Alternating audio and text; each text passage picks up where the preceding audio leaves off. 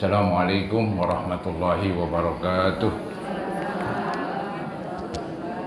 Alhamdulillah, wassalatu wassalamu ala asyrafil khalqillah, Sayyidina wa maulana Muhammad ibn Abdullah, wa ala alihi wa ashabihi wa man tabi'ahu wa nasarahu wa wala, wa la hawla wa la quwata illa billah, amma ba'd. Ibu-ibu sekalian yang saya muliakan, mudah-mudahan kita semua dimuliakan oleh Allah Subhanahu wa taala. Amin ya rabbal alamin. Yang terhormat para ustazat yang hadir pada kesempatan pengajian pagi hari ini, dan juga hadirat yang berbahagia, dengan mengucapkan syukur alhamdulillah dengan kesehatan, dengan kesempatan, dan dengan kekuatan yang Allah berikan kepada kita. Pagi hari ini kita bisa kumpul kembali untuk mengikuti pengajian bulanan. Mudah-mudahan pengajian ini besar manfaatnya buat kita sekalian, dan semoga Allah berkenan melimpahkan kepada kita balasan pahala yang sebesar-besarnya. Semoga dengan kemurahan Allah diampuni kekurangan, kesalahan, dan dosa-dosa kita, dan semoga terus Allah bukakan pintu ilmu dan pintu hati kita. Amin ya mujibas sa'idin.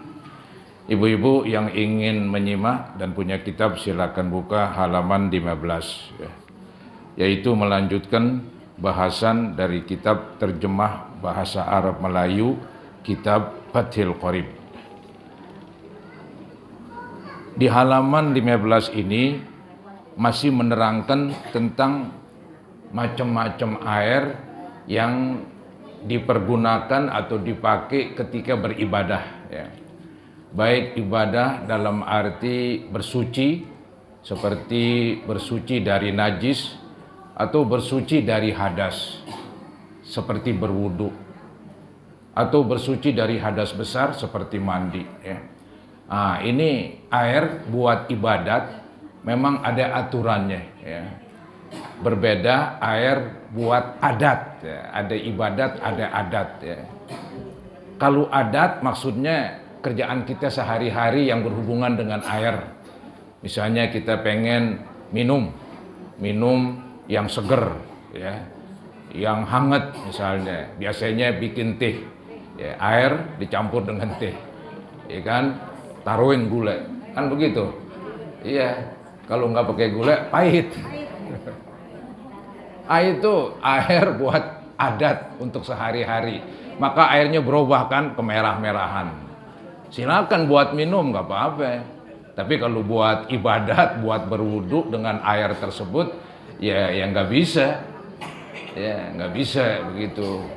Jadi kalau air buat berwudu, buat mandi hadas besar, buat ngilangin najis, maka pakai air yang ada aturannya.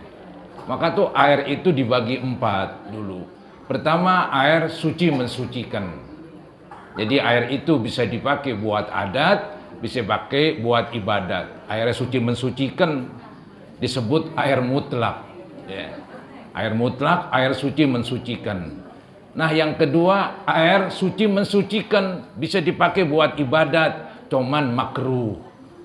Ya, makruh itu namanya air musammas. Air yang ya kepanasan banget dengan terik matahari di tempatnya yang karatan, ya. Itu nggak bisa dah, bukan nggak bisa, sebaiknya jangan. Sebaiknya kalau nggak ada air lagi pakai juga, cuman makruh begitu, ya. Nah, itu air yang kedua, itu airnya suci, juga airnya masih mensucikan, cuman kalau bisa jangan. Itu yang disebut makruh, itulah air musammas.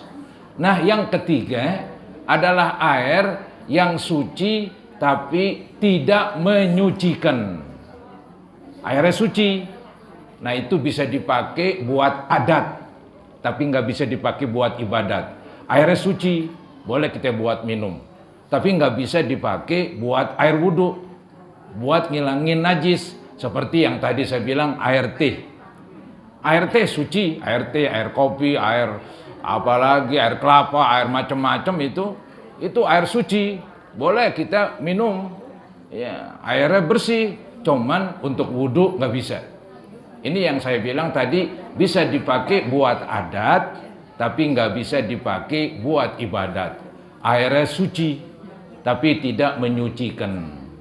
Nah, termasuk air mustakmal. Air mustakmal adalah air yang bekas dipakai buat mengangkat hadas. Baik hadas kecil atau hadas besar. Ditampung lagi alias ditadain. Ya, habis ditadain, anggap saya basuh muka saya berwudu. Saya tadain di apa nih ya, di kenceng atau di apalah. Ya. Apaan? Kenal kenceng? Apa tuh? Ya. Ya di apa ke tempatnya? Ya. Tadain. Ntar basuh tangan, tadain. Saya pakai lagi dah buat mengusap kepala, buat mengusap kuping, buat membasuh kaki. Itu nggak bisa karena habis air dipakai buat wudhu, namanya mustakmal. Ya. Nah, air itu suci. Boleh kita bikin teh dari air itu. Air bekas wudhu, ya, kita masak, bikin teh, nggak ngapa-ngapa. Iya, emang air kena najis, bukan. Waktu kita wudhu, muka kita bersih, kita tadain, airnya masih bersih. Ya, airnya masih bersih.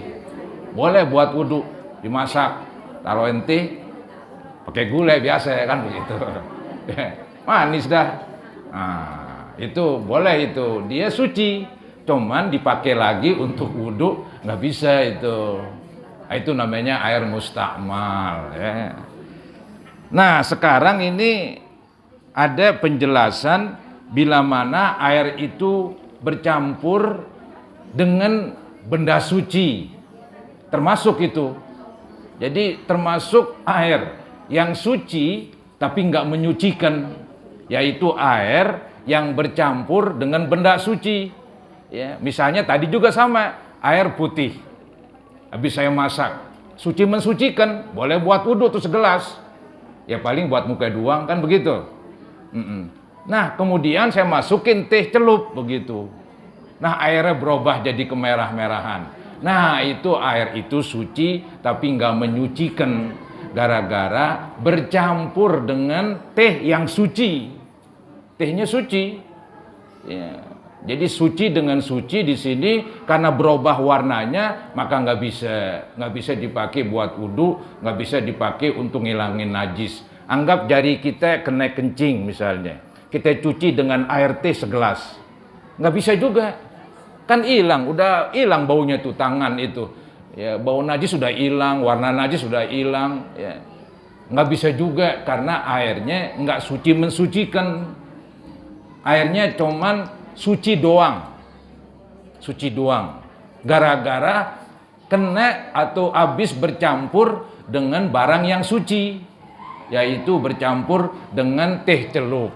Atau teh tubruk, teh aur. Ya. Atau udah bercampur dengan kopi.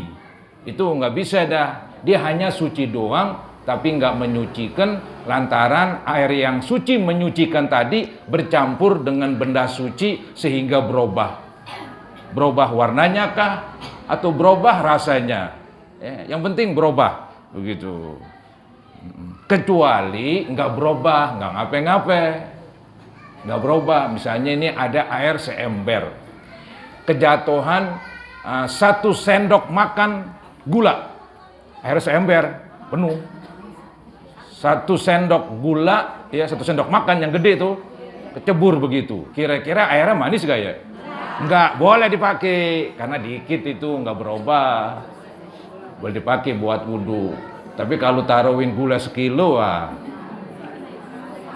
udah bikin teh, tehnya seember. Itu namanya air suci tapi tidak mensucikan. Bisa dipakai buat adat tapi nggak bisa dipakai buat ibadat begitu. Jadi ini kalau buat ibadat aturannya lebih ketat begitu. Buat ibadat aturannya lebih ketat. Kalau buat adat gampang.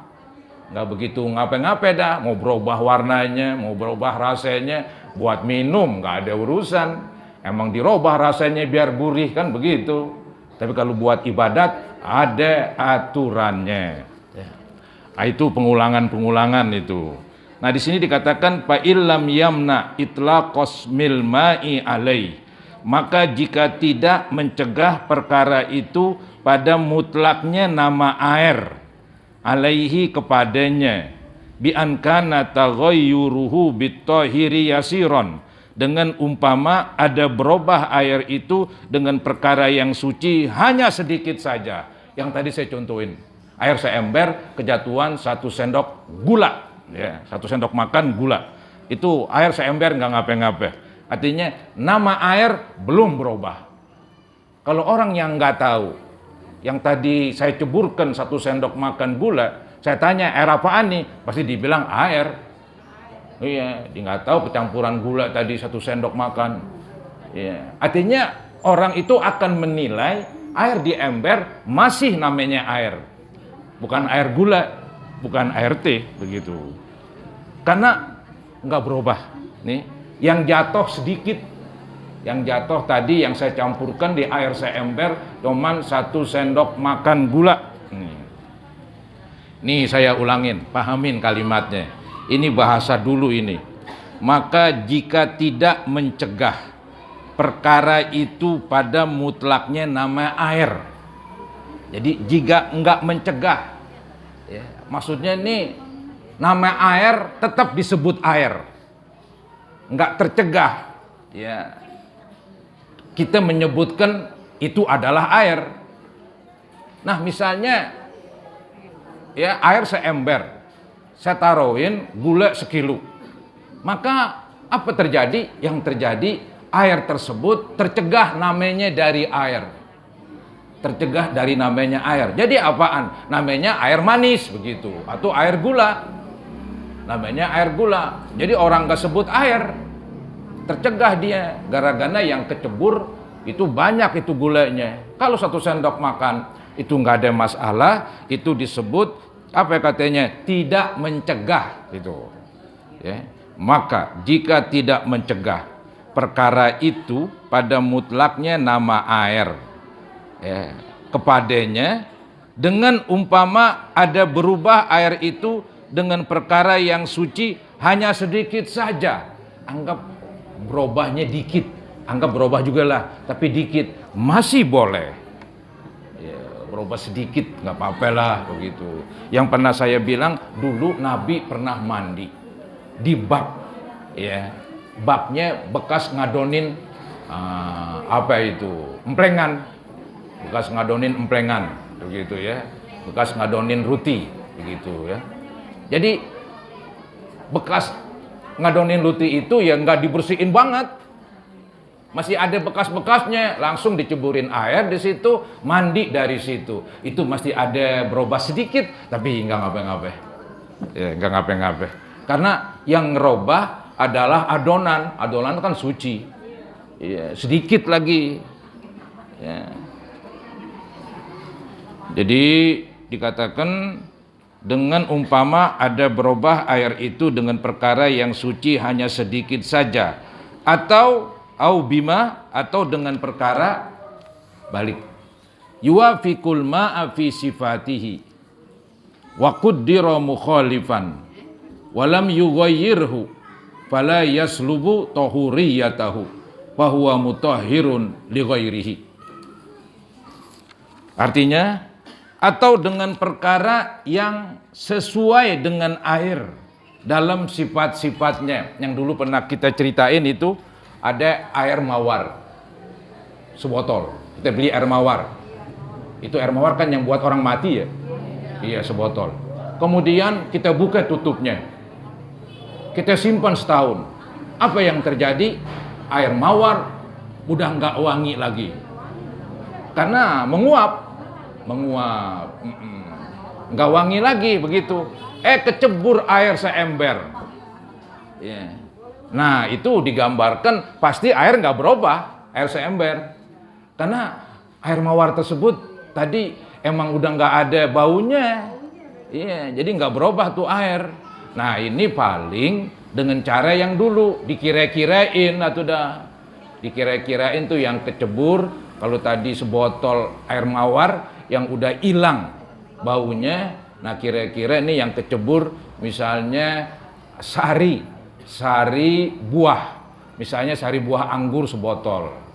Kira-kira kalau sari buah anggur sebotol kecebur di ember, kira-kira berubah gak? Oh, kira-kira berubah. Wah, berarti air tadi seember nggak bisa dipakai dah, nggak bisa dipakai.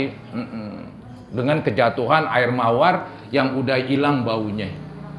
Ya, jadi air mawar itu sama, ya, sama warnanya dengan air, sama baunya dengan air, karena udah kelamaan dibuka selama setahun misalnya. Tapi tetap kita nyatakan air yang di ember tersebut, tetap kita katakan air itu udah nggak bisa dipakai buat berwudu lantaran bercampur dengan benda yang suci. Jadi istilahnya suci tapi tidak menyucikan, begitu. Ya, yang sesuai dengan air dalam sifat-sifatnya. Dan diperkirakan perkara itu yang berbeda dengan tidak merubah kepada air. Tadi itu sudah diperkirakan, dikira-kira yang nyampur bukan air mawar lagi. Anggaplah yang campur air sari anggur, ya, atau air sari delima, begitu. Kira-kira sebotol kalau nyampur sari delima nyebur, berubah atau air? Ya berubah. Ya, berarti dengan demikian air yang tadi kejatuhan air mawar yang baunya udah hilang, tetap nggak bisa dipakai. Dia hanya bisa dipakai untuk adat karena dia suci, tapi nggak bisa untuk ibadat karena tidak mensucikan. Ya. Nah, kalau nggak berubah nggak ngapa-ngapa. Kalau nggak berubah, misalnya air mawar jatuh 2 sendok, ya, air mawar yang udah hilang baunya, 2 sendok makan kejatuhan ke ember yang ada airnya. Ya secara akal kita kan airnya nggak berubah, itu bisa dipakai itu, nggak apa-apa itu, ya. Dikatakan walam yughayyirhu itu, fala yaslubu tahuriyatahu, maka tidak mencabut taghayyur itu akan kesucian air, bahwa mutahhirun li ghairihi, maka air itu yang mensucikan bagi yang lain. Maka air itu yang mensucikan dan bahwa mutahhirun li ghairihi, saya ulangin lagi, maka air itu yang mensucikan bagi yang lain, begitu, ya. Kemudian wahtaroza bikaulihi. Ini ada lagi nih masalah. Nih dikatakan dan mengecualikan musannif dengan katanya kholatahu. Lafaz kholatahu itu artinya bercampur. Jadi begini, ada air, ada yang bercampur menyatu kayak gulai menyatu. Ada air yang bercampur tapi tidak menyatu. Misalnya ini zaman dulu ada air seempang, kemudian dilemparin balok. Saya ingat masih kecil itu, balok. Ya mungkin supaya kuat kali itu. Supaya kuat itu kayu yang baru digodot. Zaman dulu kan kalau bikin rumah kan nebang sendiri. Zaman dulu begitu, nebang sendiri. Godot, sama panggil tukang godot. Yang gede tuh godotannya tuh. Mungkin orang dulu tahu tuh, orang sekarang nggak tahu dah kali dah. Ya. Itu ada juga, ya, itu balok yang udah digodot dilemparin ke empang, direndam lebih kurang. Kata mereka biar kuat begitu, ya. Nah, kadang-kadang air di empang berubah baunya, bau kayu tersebut. Kalau kayu wangi, ya air tersebut bisa wangi. Nah, ini bisa gak dipakai buat berwudu? Ya. Karena dilihat air tersebut memang bercampur dengan kayu, tapi kan nggak menyatu. Kalau tadi air di ember, ya, kemudian dicampur dengan gula sama air menyatu, dia hilang udah, nggak bisa dipisahin. Tapi kalau balok nyebur, itu bisa dipisahin, bisa diangkat tuh baloknya begitu. Maka itu digolongkan, dihukumkan tidak ngapain-ngapain itu. Karena katanya bukan bercampur menyatu, tapi bercampur berdampingan. Ada namanya berdampingan, ya. Nggak menyatu, berdampingan aja, ya. Ya contoh yang paling gampang nih misalnya air kali. Air kali warnanya merah katanya kan.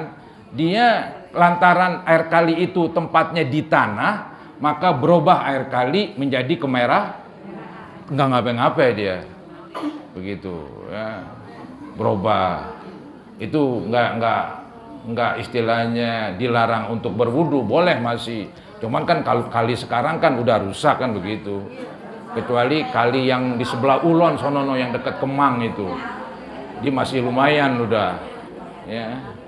Ada air ditampung di kolam, air ditampung di kolam, lama kelamaan timbul tuh dah ijo-ijo tuh air. Ini gara-gara lumut ya. Itu nggak ngapain-ngapain karena tempatnya, mau dibilang apa istilahnya, emang lumut biasanya ada di kolam, di air, mau dibuang bagaimana? Jadi nggak ngapa-ngapain itu. Ada air empang warnanya hijau karena banyak apa itu ya, lumut atau apa ya, maka itu nggak ngapa-ngapain karena berubahnya itu bukan disengaja ya, memang lumut tempatnya di air, mau diapain ya. Yang namanya kali emang bawahnya porselen, keramik. Nama kali bawahnya apa? Tanah, mau diapain? Ya, mau diapain? Itu berubah-berubah yang enggak merusak air dalam ibadat katanya. Walaupun kita melihat ya berubah, tapi secara agama masih dibolehkan. Mungkin misalnya air diderim kelamaan, bisa jadi airnya bau derim, bau besi. Zaman dulu ada sumur pompa. Sumur pompa karena paralonnya bukan pakai paralon plastik, tapi pakai bes. Akibatnya airnya kuning dan bau bes, nggak ngapain-ngapain dipakai. Mau diapain emang tempat air begitu? Ya tempatnya dari besi itu. Nah, itu juga nggak ngapain-ngapain. Ya itu nggak bisa dielakkan istilahnya. Nah, inilah macam-macam air bercampur. Ada yang berdampingan. Nih dikatakan wahtaraza biqaulihi khalatahu anit tahiri al mujawiri lahu fa innahu bakin ala tuhuriyatihi walau kana taghayyuru katsiran. Artinya dan mengecualikan musannif. Ini dikecualikan. Air tetap boleh dipakai untuk ibadat. Dengan katanya lafadz khalatahu, khalat itu bercampur. Dari perkara yang suci, bercampur dengan perkara yang suci yang berdampingan kepada air. Jadi ada perkara yang suci, maksudnya benda suci, berdampingan dengan air, bertetangga dengan air begitu. Seperti tadi balok, ya, bercampur dengan air seempang, berpengaruh air seempang, itu nggak ngapain-ngapain katanya ya, karena bercampurnya hanya berdampingan begitu, yang berdampingan kepada air. Maka bahwasanya air itu adalah tetap atas kesuciannya. Jadi air itu masih suci, mensucikan. Walaupun ada berubahnya itu yang banyak, walaupun airnya jadi wangi. Mungkin itu kayunya kayu wangi, kayu gaharu kali misalnya. Ditaruh di empang dulu, airnya empangnya jadi wangi. Masih dipakai buat berwudu. Lah itu kan udah berubah baunya. Nah, itu berubah baunya karena berdampingan, bukan bercampur kayak gula nyampur dengan air. Berdampingan, buktinya kayunya tetap ada, airnya tetap ada. Jadi berpisah begitu. Tapi karena berdampingan, berdekatan jadi bau wangi itu, atau bau ngikutin kayu. Nah, itu masih dibolehkan. Walaupun berubahnya banyak katanya. Walaupun berubahnya banyak. Ada yang nyontoin seperti air bercampur dengan minyak. Ya, minyak kelapa kayak minyak apa kayak bercampur dengan air. Kan misah ya. Minyak tanah kayaknya itu. Misalnya ada derim, ada minyak sedikit, terus campurin air. Airnya misah dengan minyak tanah. Nah, mau nggak mau tuh air ada bau-bau minyak tanah. Nggak ngapain-ngapain katanya, karena bercampurnya berdampingan, nggak nyatu kayak gula begitu. Kalau teh itu bercampur nyatu itu, Nah itu ampasnya. Jadi air teh dengan air, itu teh dengan air, dia menyatu, airnya itu bercampur. Ya, tapi kalau tadi minyak tanah dengan air sidrim, taruhin minyak tanah seliter. Betul, memang minyak tanah itu mempengaruhi air, jadi airnya agak bau minyak. Tapi tetap aja kan minyak dengan air misah. Itu masih dibolehkan katanya. Itu bercampur, berdampingan, bertetangga begitu. Ya. Ini memang repot juga nih ngomongnya nih.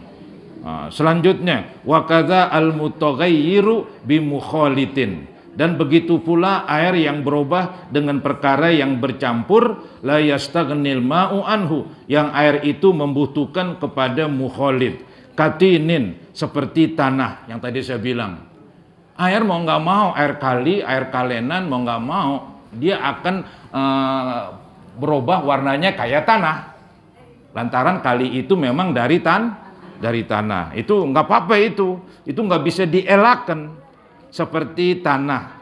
Dan lumut air jadi hijau, terpengaruh karena lumut. Nggak ngapa-ngapa juga, boleh dipakai. Ya, zaman dulu musola, masjid pakai kolam. Ya, sekarang aja pakai keran. Iya, ngebor. Zaman dulu kan pakai nimba. Iya, kemudian kolamnya karena kelamaan, apalagi kolamnya itu terbuka, ya, kepanasan, kehujanan, air kolam hijau banget, boleh dipakai buat wudhu. Alasannya itu kan berubahnya karena lumut emang tempatnya di air, mau bagaimana, mau ditutupin, mau dibuangin, siapa yang bisa. Ya, karena lumut sama air emang temennya ini, nggak bisa dipisahin. Ya, maka itu nggak ngapa-ngapa. Itu yang disebut tuhlub dan lumut air. Wama fi maqarrihi, dan perkara yang berada di tempat tetapnya air dan di tempat lewatnya air maksudnya, dan di tempat lewatnya dan air yang berubah dengan sebab lama diamnya atau tidak mengalir, itu yang disebut wal mutaghayyiru bitulil mukthi fa innahu tahur, maka bahwasanya air itu adalah suci lagi mensucikan. Ini dicontohin, 3 macam. Ada air yang bercampur dengan tanah kayak air kali, berubah seperti tanah, enggak ngapa-ngapa. Atau air yang berubah jadi hijau lantaran tempatnya di kolam yang biasa timbul lumutan, maka enggak ngapa-ngapa. Ada air yang tempatnya itu makorrihi, tempatnya air itu juga mempengaruhi. Ya, seperti tadi saya bilang, dia punya kolam lah, atau kolamnya dari dream misalnya, bikin tempat air dari dream, bikin padasan begitu. Ya, pasti itu air agak bau-bau dream, bau-bau besi. Itu karena berubah lantaran tempatnya, nggak ngapain juga begitu. Kemudian berubah karena tempat air berlalu. Tadi saya bilang zaman dulu sumur pompa itu airnya bau besi, karena memang paralonnya dari besi, nggak ngapa-ngapa, dibolehkan karena nggak bisa dielakkan. Jadi agama memberikan kemudahan. Ada lagi tuh yang terakhir, air berubah karena diam lama, bitulil mukthi, itu dengan sebab lama diamnya, nggak mengalir, air di ember, nggak dipakai 2 minggu, ya agak lenyet-lenyet, agak begitu, itu secara hukum masih boleh dipakai. Kalau nggak geli aja masih boleh dipakai, cuman kan nggak enak begitu. Air lama diem, nggak dicampur apa-apa, disimpan aja begitu, itu berubah, ya.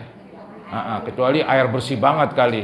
Kalau air dari sumur disimpan 2-3 minggu aja, nggak dipakai, itu bisa berubah. Nah itu pun masih boleh dipakai dan masih dikatakan suci menyucikan, begitu, ya.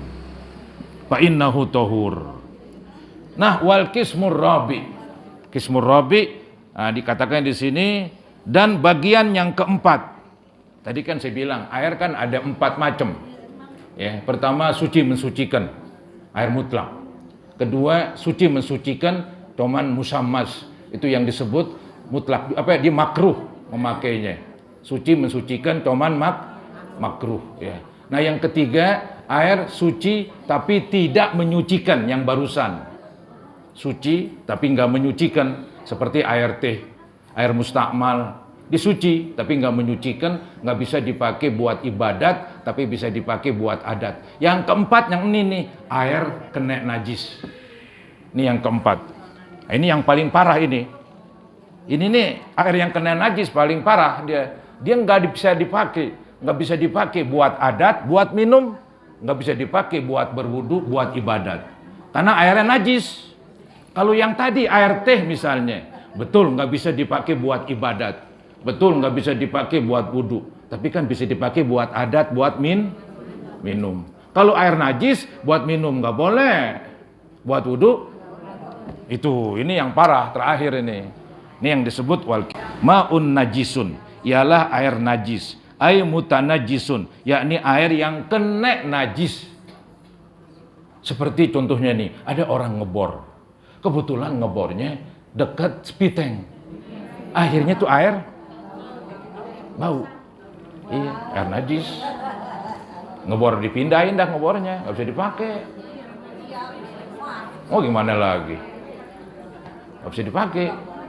Kalau zaman dulu sumur, kemudian kalau musim hujan airnya itu bukan air najis, bukan, karena air enggak ngape-ngape.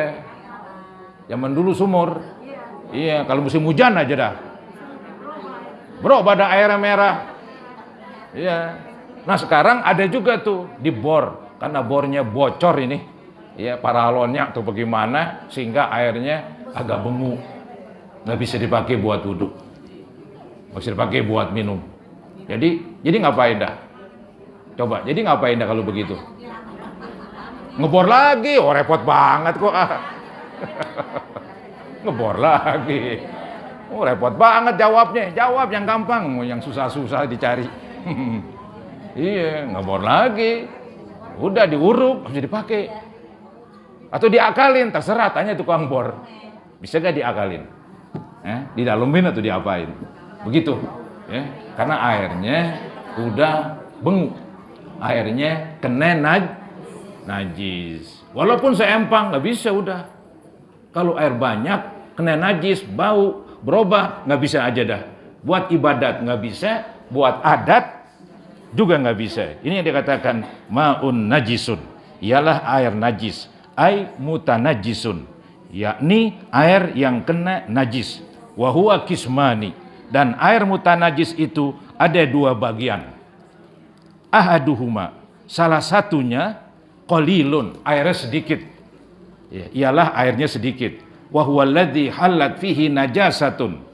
Dan air mutanajis itu ialah masuk ke dalamnya suatu najis. Ya, suatu najis taghayyara amla. Berubahkah air itu ataupun maksudnya apa? Ada air sedikit, seember. Pengertian sedikit enggak dua kula. Begitu dalam agama. Bukan seember banyak. Memang akal kita seember banyak, tapi menurut agama seember sedikit. Kok sedikit? Karena belum dua kula. Ya. Agama mengatakan air banyak kalau dua kula. Dua kula itu kalau dia leter-leterin, ada yang bilang 270, ya. Ada yang bilang begitu macam-macam. Ada yang bilang 270 liter. Ya. Memang katanya itu kalau orang dulu bilang kalau bikin kolam ya lebarnya, panjangnya, dalamnya 60 cm. Ya udah ukurannya dia tuh udah 2 kula. Ya, kalau pakai liter ada yang bilang 270 liter. Ya 300, enggak 300. Nah, itu namanya air banyak. Nah, kalau air sedikit, anggaplah seember atau sekolam kecil, kejatuhan cecek kali. Cecek udah mati lagi. Itu secara hukum berubah nggak berubah? Nggak bisa aja. Kan nggak berubah. Betul nggak berubah. Tapi ini kalau najis udah bahaya aja tuh. Kalau tadi lain emang. Tadi tuh yang jatuh air apa? Benda suci. Misalnya teh. Ya 2 sendok teh. jatuh ke air, ke ember, itu kan airnya nggak berubah, masih bisa dipakai. Karena yang jatuh benda suci. Nah sekarang yang jatuh benda dia agak berat. Kecuali airnya airnya banyak, kejatuhan, bangkai cecek, nggak ngapain-ngapain. Tapi kalau dia bau, nggak boleh juga. Tuh, yang tadi saya bilang, ada sumur, kita nggak tahu begitu ya. Tahu-tahu kita lagi nimba, kita cium mau wudhu, bau. Kita senter di bawah, ada bangkai ayam. Pantesan ayam gue cari-cari nggak ketemu. Dia nyebur di sumur. Tahu-tahu udah bangkai. Air sumur banyak, tapi nggak bisa dipakai karena udah berubah baunya. Jadi diapain? Gampang. Iya, ditimbain bisa. Atau diminin aja, ntar lama-kelamaan hilang baunya. Iya. Ada orang bilang bisa dikawinin, bisa diambilin. Dikawinin ditambahin air. Iya. Repot nambahin air sesumur. Biarin aja atau ditimbahin, nanti lama-kelamaan juga hilang. Cuman nggak bisa dipakai buat wudhu. Air kan banyak. Kalau banyak itu ngelihat berubah atau enggak. Kalau air banyak kena najis, kalau nggak berubah boleh dipakai.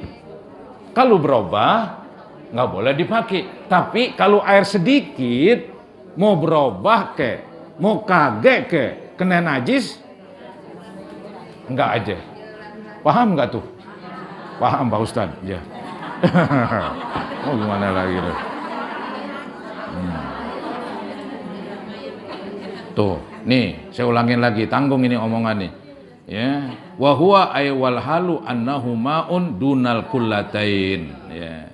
Padahal air itu yakni ya, dan keadaannya bahwa air itu ialah air yang kurang dari dua kula. Air sedikit itu. Jadi air sedikit kena najis, berubah nggak bisa dipakai. Air sedikit soalnya. Pengertian sedikit seapa? Kurang 2 kula. Begitu. Pengertian banyak, air lebih dari 2 kula. Ya. 2 kula lebih kurang 270 liter. Ya.